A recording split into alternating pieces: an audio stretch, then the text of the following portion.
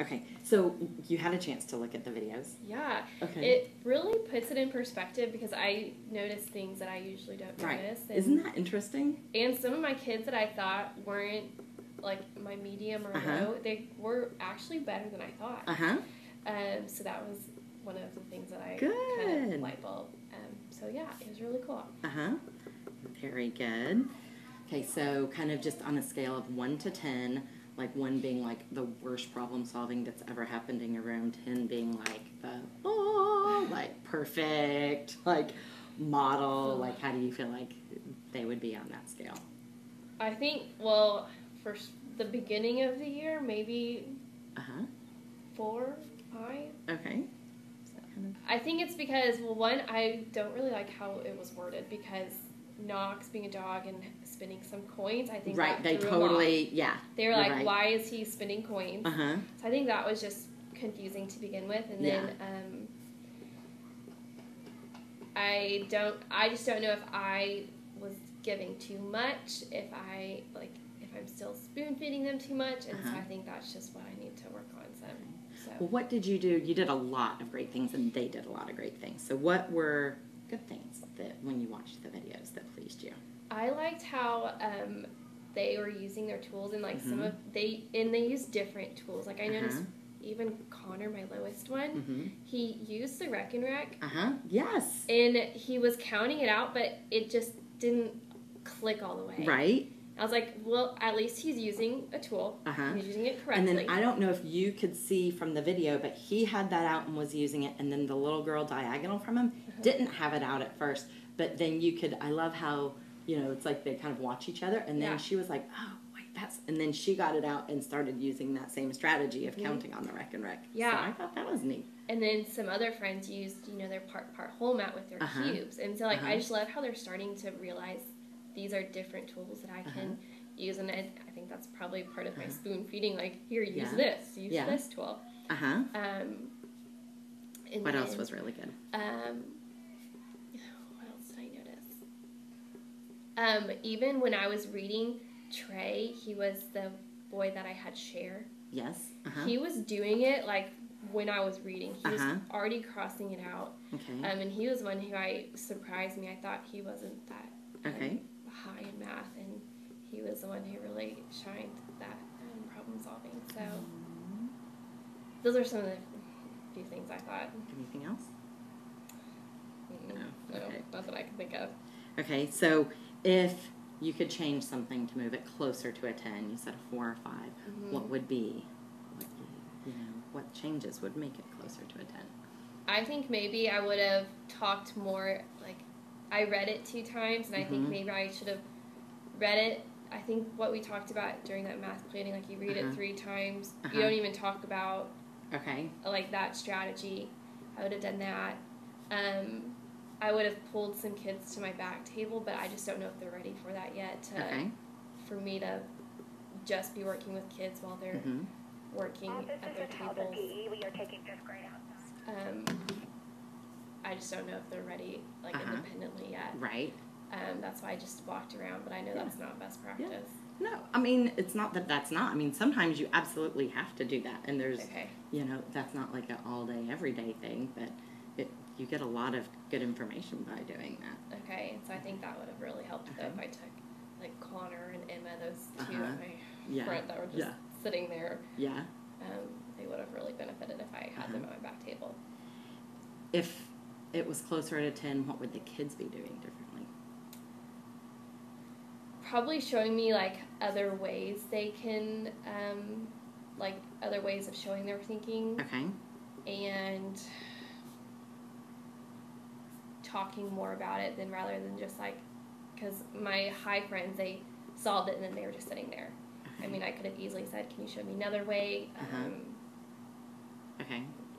just sitting there. So tell me more about that. Like how many ways would you want them, or how would the talking look? Like, tell me how you would want the conversation to look.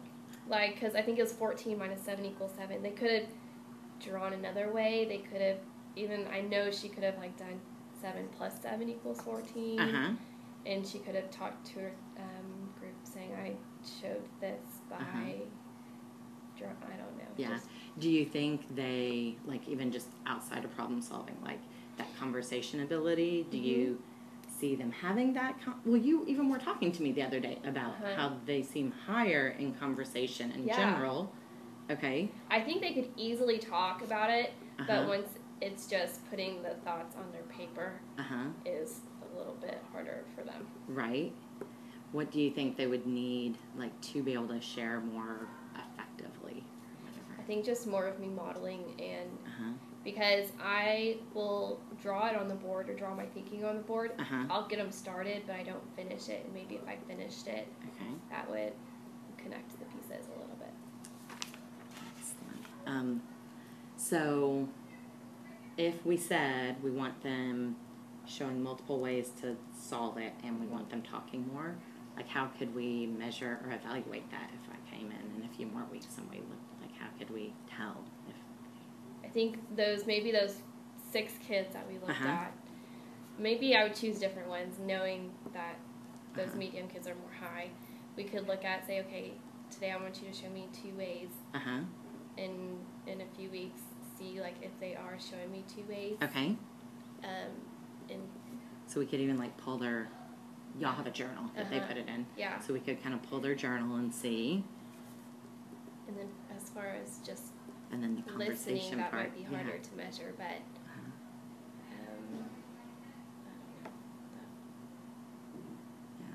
I mean, I could even just come video them record again, it. and we could just see, like, if they're using and that. you know, I could go back. Were there parts in this that they were talking to each other at all? I'm trying to remember if I saw them really talking. Not really. It's so more kind of our baseline would be it was more independent. So I could even just come video them and like see. even math stations would be a good way to see if they're talking. I mean, that's more partner work, but right. So, like, would you want one of those 2 things to be a goal you worked on, either showing multiple representations or them talking? Yeah, I like the multiple representations. Okay. I think especially for my high kids.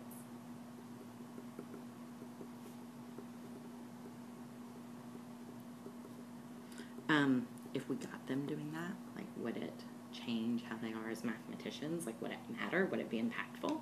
Oh, I think so, for sure. Yeah. Okay. So, thinking then on our teaching strategy, so, like, for the kids, so we could say, like, a goal is we want them to, like, maybe even every math problem show their work at least 2 ways. Yeah.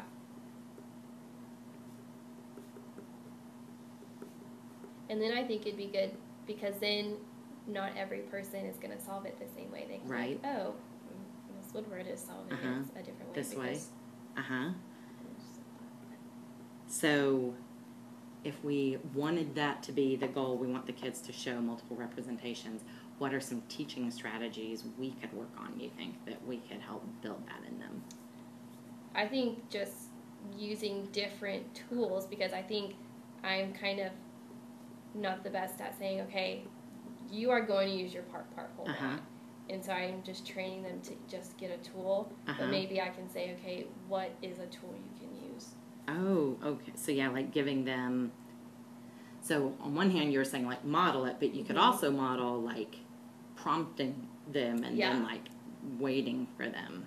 Yeah, because I think right now I'm just wanting them to know that this is a tool you can use. Right. But I'm saying use this particular tool. So now I need to start saying what is a tool that you can use. Anything else?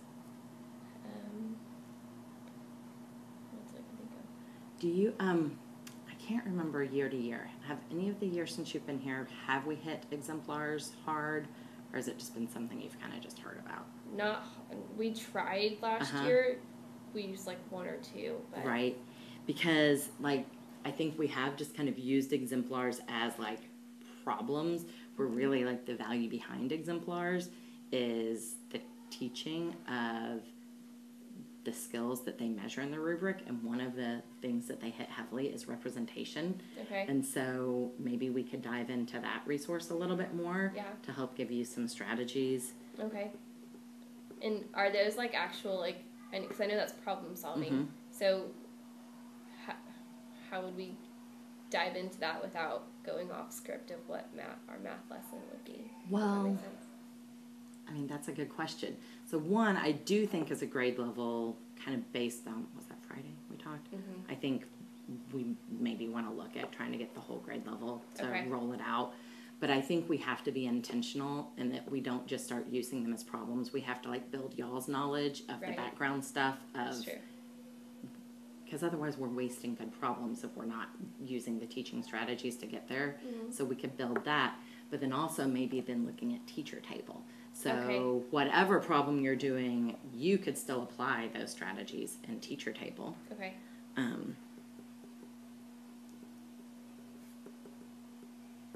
And that's something, I mean, if you want, like I could even come in and model some math teacher table lessons, like just with the emphasis being multiple representations. Yeah, that'd be great. We could do that. Okay.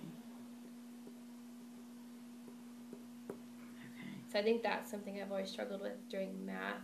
Right. Pulling kids. Right. And I've always done it. It's just how to group them. It's just been a little hard.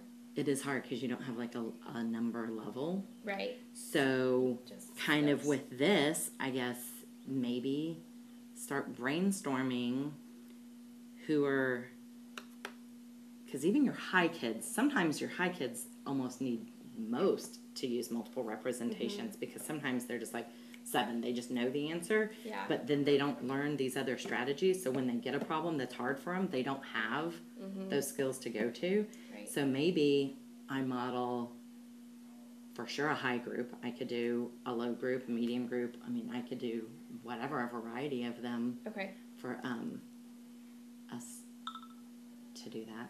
And then maybe kind of clumping your kids. Do you have any kids you feel like just naturally do show multiple representations, or is this something you really feel like kind of everyone needs support with? Yeah, something that everyone needs. Okay. So why don't we... I'm trying to think of any, but... I'm sure, I mean, first grade, beginning of first grade, I would guess they all need it. Yeah.